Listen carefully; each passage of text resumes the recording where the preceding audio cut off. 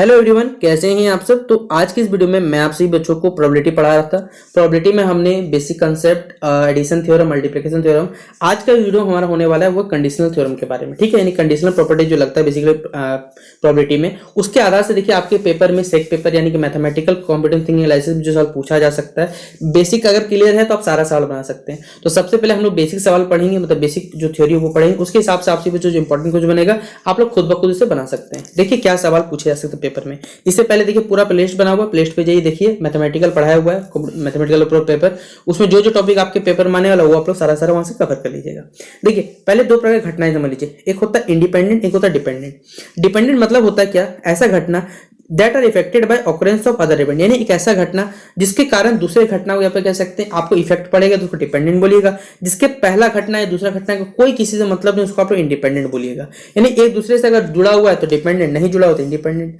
मैंने आपको पिछले वीडियो में पढ़ाया था कि अगर आपके पास फॉर्मूला है कि अगर आपको क्या कह सकते हैं, अगर आपके पास डिपेंडेंट है तो फॉर्मूला क्या लग जाता है, बी यूनियन, या तो कह सकते हैं बी बाई ए लिख दीजिए, या तो आप इसे बी ए इंटरसेक्शन बी लिख दीजिए, जो लिखना है। ये हमारे पास फॉर्मूला बन जाता है ये वाला, और इसके लिए यहाँ पर फॉर्मूला दिया आपको ये वाला, ठीक है। जैसे एग्जांपल के थ्रू समझना की कोशिश करेंगे तो यहाँ पर हमारे पास डिपेंडेंट में क्या होता है, आप एक रेड बॉल मान के चलिए, एक रेड बॉल निकालने एक बॉक्स से, ग्रीन बॉक्स है। आप बताइए आपके पास अगर बॉक्स से आप बॉल निकालते हैं तो डिपेंड करेगा कि आपने क्या बॉल निकाला। लेकिन आप एक सिक्का उछाल दीजिए, ठीक है, एक सिक्का उछाल दीजिए, आप कॉइन को टॉस कर दीजिए, तो आपके पास या तो हेड आ गया, तो एक दूसरे का दूसरे कोई मतलब नहीं होता। तो जिसमें हमारे पे दूसरे से कोई मतलब नहीं उसको इंडिपेंडेंट, लेकिन अगर मतलब रहेगा तो आपको उसको क्या बोलें, डिपेंडेंट। तो ये हमारा पहला तो डिपेंडेंट और इंडिपेंडेंट। क्यों मैंने पढ़ाया, क्योंकि यहां से आपको देखिए कुछ समझना पड़ेगा। जैसे मैंने एक वर्ड आपको पहले पढ़ाया हुआ था, म्यूचुअली एक्सक्लूसिव, मतलब हमारे पास क्या होता है, दो अगर घटनाएं घट चुकी है, ए और बी नाम की दो घटनाएं घटी, अगर दोनों के दोनों सेम टाइम पे अकर अगर नहीं हो रहा, मतलब दोनों का एक दूसरे से कोई मिलाप नहीं हो रहा, एक टाइम सेम टाइम पे दोनों का अगर कुछ अस्तित्व नहीं है, तो हम लोग इस यानी पे सिंपल भाषा में बोला जाए, अगर दोनों में कुछ भी कॉमन नहीं है तो उसको हम लोग बोलते हैं म्यूचुअली एक्सक्लूसिव इवेंट्स के नाम से जाना जाता है, ठीक है। तो पहले हमारे पास इस घटना में हमने पहले पढ़ा हुआ है पी ए इंटरसेक्शन बी का वैल्यू क्या लगता है, 0। मतलब जैसे समझाने का तरीका कहूंगा कि ये हमारा ए नाम का कोई घटना है, ये हमारा बी नाम का घटना है, दोनों के बीच में कोई रिलेशन नहीं है, तो पी ए इंटरसेक्शन बी का वैल्यू क्या हो जाएगा, हमारे पास 0 हो जाएगा, ठीक है। तो इसके लिए आप फॉर्मूला ये लगाइएगा, पी इंटरसेक्शन बी बराबर P A plus P B, या तो पी और ए प्लस सी को बी भी पढ़ा जाता है, ठीक है। यूनियन को आप लोग इस प्रकार से लिखते हैं और में, और इंटरसेक्शन अगर जब भी रहेगा तो उसे एंड से दिखाया जाता है, ठीक है। ये हमारे प्रोबेबिलिटी में कुछ बेसिक कंसेप्ट होते हैं। अब देखिए कंडीशनल प्रॉपर्टी के लिए कुछ कंडीशन भी हमारे पास, जैसे यहाँ पर अगर पी ए का वैल्यू 0 से बड़ा है तो अगर आप P A by B calculate करिएगा तो आपका फॉर्मूला हो जाता है P A intersection B by P upon A, ठीक है। पी ए का प्रोबेबिलिटी नीचे रह जाएगा और हमारे पास पी इंटरसेक्शन भी हो जाएगा। लेकिन अगर पी ए का वैल्यू 0 हो गया तो प्रोबेबिलिटी कभी 0 नहीं हो सकता, आपको मालूम होगा, ठीक है। इस केस में पॉसिबल नहीं होगा। आप एग्जांपल के थ्रू एक एक समझने की कोशिश करिएगा। देखिए क्या है पहला सवाल हमारे पास, एक हमारे पास इंस्ट्रक्टर है, ठीक है, कोई क्वेश्चन बैंक के बारे में बता रहा है यहाँ पर, जिसमें 300 इजी क्वेश्चन है, ठीक है। 300 जो इजी है हमारे पास वो शायद ट्रू या फॉल्स के रूप में दिए हुए हैं, 20 जो क्वेश्चन है वो ट्रू या फॉल्स है, 50 क्वेश्चन एमसीक्यू में दिए हुए हैं, और 40 जो है वो हमारे पास डिफिकल्ट क्वेश्चन दिया हुआ है।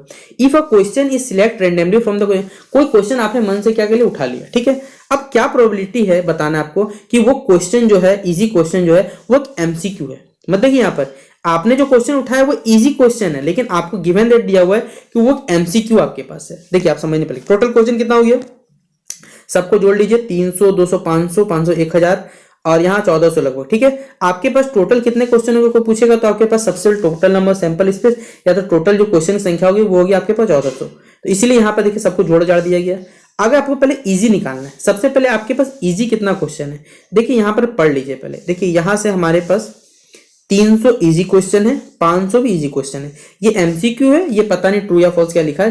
तो ये टोटल अगर आपसे बोला जाएगा तो 800 इजी क्वेश्चन बनते हैं और टोटल 1400, इसलिए 4/7। एमसीक्यू कितना है तो 400 हमारे पास है। एमसीक्यू में देखिए दो टाइप बटा गए, एक हमारे पास इजी है, एक हमारे पास डिफिकल्ट है, लेकिन हम लोग यहाँ पर सिर्फ बोला गया इजी, एक बार लिखा एमसीक्यू, तो दोनों कैसे लेके चलेंगे, एक बार 500 और एक हमारे पास 400, इन देखा जाएगा तो हमारे पास 900 आ जाएगा। 900/1400 मतलब 9/14। अब दोनों के बीच में देखिए कुछ ना कुछ कॉमन है। क्या कॉमन है, ये दोनों में एक वर्ड कॉमन है, जिसमें देखिए यहाँ पर एक इजी बोल रहा है, यहाँ एमसीक्यू। इजी में हमारे पास है, यहाँ इजी है। ये हमारे पास क्या कर रहा है, बता रहा है कि दोनों के बीच में कुछ इंटरसेक्शन है, दोनों के बीच कॉमन है। तो यहाँ पर हमारे पास इसलिए हमने क्या निकाला, इजी इंटरसेक्शन एमसीक्यू, यानी इजी और एमसीक्यू दोनों में इंटरसेक्शन कितना का बच्चों, तो हमारे पास 500 का। बोलिए सर 500 कहाँ का, देखिए इजी में हमारे पास आ गया यहाँ से। तो 500 बटे हमारे पास 1400, 5/14 आ गया। इसी तरह यहाँ पर इजी बाय एमसीक्यू हम लोग निकालेंगे। क्यों निकालेंगे? देखिए फॉर्मूला को पुट करना है। क्यों? क्योंकि आपके पास दोनों से रिलेशन निकालना है। ये वाला फॉर्मूला बैठाने के लिए हमने पढ़ा हुआ भी जस्ट कि P A intersection B by क्या होता है हमारे पास। ये देखिए ऊपर मैं आपको फॉर्मूला दिखाते रहोगे, डाउट होगा तो देखिए ये वाला पी ए बाई बी बोलिए तो P intersection B by P A आ जाता है। तो यहां पर हमने इंटरसेक्शन तो निकाल लिया। इंटरसेक्शन कितना निकल गया? 5/14। अब आपके पास इजी क्वेश्चन कितना है? तो 9/14, क्योंकि हमने पहला वाला निकालना है पीई वाला। तो 9/14 को अगर 5/14 को 9/14 से इंटू कर देंगे तो बचेगा कितना हमारे पास? 5/9। बस सॉल्व कर देना है और आपके पास आपका आंसर आ जाएगा। जो पूछेगा देखिए आपको क्या पहले पूछा गया, यहां बोला गया है इजी क्वेश्चन, बट दिया हुआ है क्या? वो कि एमसीक्यू होने वाला है। तो एमसीक्यू को कहां रख दीजिएगा? नीचे। जिधर जिसके बारे में बताया जाएगा वो नीचे, और जिसके बाद निकालना रहेगा बस ऊपर कर दीजिएगा। अब बाकी आपको फॉर्मूला बैठाना है यहाँ पर निकालने के लिए। ठीक है, अगला हमारे पास एक क्वेश्चन है। यहाँ सवाल दिया हुआ है कि in a shipment of 20 apples 3 are rotten. कोई शिपमेंट होगा, कोई शिप आप कुछ मान लीजिए उसमें 20 एप्पल है, 3 वो सड़ा हुआ निकल गया। 3 वो एप्पल आपने क्या किया? रैंडमली कोई भी मन उठाकर अपना सिलेक्ट कर लिया। क्या प्रोबेबिलिटी है कि तीनों के तीनों रोटन निकले if the first and the second are not replace? यानी क्या आपका प्रोबेबिलिटी निकालना है कि तीनों के तीनों आपका सड़ा हुआ निकलना चाहिए, लेकिन फर्स्ट और सेकंड को आप रिप्लेस नहीं कर सकते। ये कंडीशन आपको दे दिया गया, इसलिए हम लोग इससे कंडीशनल प्रॉपर्टी पढ़ते हैं। तो टोटल आपके पास 20 एप्पल है, 3 सड़ा हुआ है। तो पहले बात आपके मान के चलते हैं कि आपका जो पहला एप्पल है वो सड़ा हुआ निकलेगा। तो 3 एप्पल है और उसमें टोटल 20 एप्पल है, 3/20। दूसरा निकलने का प्रोबेबिलिटी क्या हो जाएगा हमारे पास? तो 2/19, क्योंकि आपने एक निकाल लिया। और तीसरा प्रोबेबिलिटी के लिए क्या हो? 1/18 हो गया हमारे पास। अब हमारे पास देखिए क्या, तीनों के तीनों यहाँ पर सड़े होने चाहिए, ये बोला गया है, हमारे पास गिवन कंडीशन है। अब हमारे पास तीनों की जो कंडीशन है, तीनों के तीनों सड़ा हुआ निकलेगा। तो हम लोग आप यहाँ पर 3/20 जो हमने निकाला 2/19 और इसको सबको गुना कर दीजिए, सॉल्व कर दीजिएगा तो आपके पास पेपर में निकल जाएगा 1/1/1। अब देखिए ये क्यों निकला? क्योंकि इसका जवाब देखिए यहां पर है हमारे पास। मैं आपको दिखा देता हूं, 1 मिनट रुक जाइए आप लोग। देखिए सब के सब हमारे क्या है? फॉर्मूला बेस्ड होने वाले। ये वाला क्यों हुआ? ये दोनों के दोनों बोलिएगा सर आप इंडिपेंडेंट इवेंट है, इसलिए यहाँ 3 चीज था तो तीनों का फॉर्मूला में इंटू लग गया। अब देखिए क्या आप खुद सोचिए, ये हमारे पास सड़ा हुआ एप्पल है, एक हमारे पास क्या है? अच्छा एप्पल है। दोनों का हमको निकालने बोला गया रोटेन का। तो अच्छा से जब कोई मतलब ही नहीं, यानी दोनों के दोनों इंडिपेंडेंट है, और इंडिपेंडेंट में हम लोग क्या करते हैं? बेसिकली मल्टीप्लाई कर देते हैं। इसलिए हमने इस फॉर्मूला को यहाँ पर बेसिकली कैलकुलेट किया आपके लिए।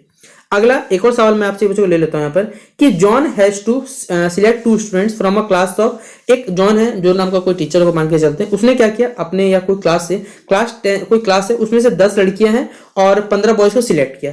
क्या प्रोबेबिलिटी कि दोनों के दोनों स्टूडेंट जो है वो बॉयज हो? यानी दोनों के दोनों कंडीशन में हमें क्या निकालने? बॉयज ही निकालने। अब पहले बात तो हमेशा टोटल स्टूडेंट निकालने के लिए दोनों जोड़ दीजिए, 25 बच्चे हो गए आपके पास। पहला बॉय निकलेगा, इसका क्या प्रोबेबिलिटी है? तो 15/25, क्योंकि 15 टोटल बॉयज है। दूसरा में क्या निकलेगा? 14/24। अब बताइए यहाँ पर हमारे पास पहला चीज, यहाँ बोथ मतलब ही क्या होता है? एंड मतलब होता है इंटरसेक्शन। यहां पर आप सही बच्चे बताइए, जैसे लिखा हुआ यहां पर कि probability of boy 1 and boy 2, यानी probability of boy 1 and boy 2। अब बोलिएगा सर दोनों को आप क्या बोलते हैं? आप दोनों को यहाँ पर इंटू क्यों कर रहे हैं?